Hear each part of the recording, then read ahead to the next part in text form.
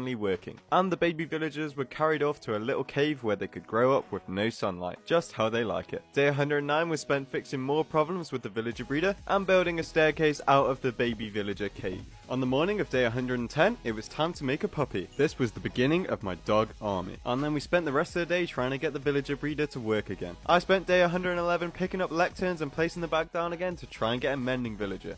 Meanwhile, Gamers was decorating the staircase. On day 112, I continued grinding for a mending villager, until there it was, our very own mending trade. I was very happy with this because I was about to fall asleep if I had to place another lectern. A few moments later, and I managed to secure a feather falling 4-buck as well. This was my lucky day. And whilst I was doing this, Gamers got us a nice farming villager. I spent all of day 13 mining for gold in the nether, because I knew we would need gold to cure villagers in the future. For some strange reason, these pigs didn't like me stealing their gold, so I shot them in the face with some arrows. That'll teach them for standing up for what's rightfully theirs. Gamers spent day 13 constructing this rather nice staircase.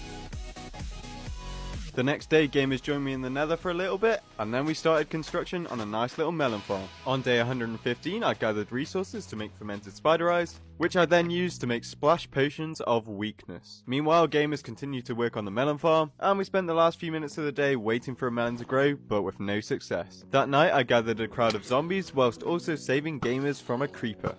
We narrowed the crowd down to just one zombie, and after a while of trying, we managed to persuade the zombie to make the villagers green. But in the process, we sadly lost a villager.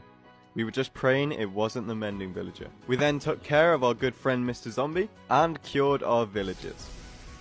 Once the villagers had recovered, we were relieved to find out that it was the mending villager that survived. We were very happy about this. And I spent the rest of the day farming for melons and buying a bunch of mending books. Day 117 was spent farming and getting some more mending books. By day 118, I was fed up with the amount of seeds we were getting, so I decided to make a semi-automatic composter. It worked really well in that it got rid of all the seeds, but it was quite noisy. This was also the day I decided to upgrade my helmet from Blast Protection 4 to Regular Protection. And as a bonus, I got these pretty nice enchantments with it too. I kicked off day 119 by making my armor a lot better. And of course I added mending on everything. Oh, and I also put mending on all my tools as well. And the rest of the day included me struggling to craft an anvil and taking my dogs on a night walk to the melon farm. I think they enjoyed it. We were determined to get an elytra before day 30, and we knew we'd need feather falling if we were going to survive the end cities. So I spent the next 3 days placing and picking up lecterns to try and get a feather falling 4 trait. During this time, I found myself really hating that zombie that killed the feather falling villager earlier, until finally on day 122,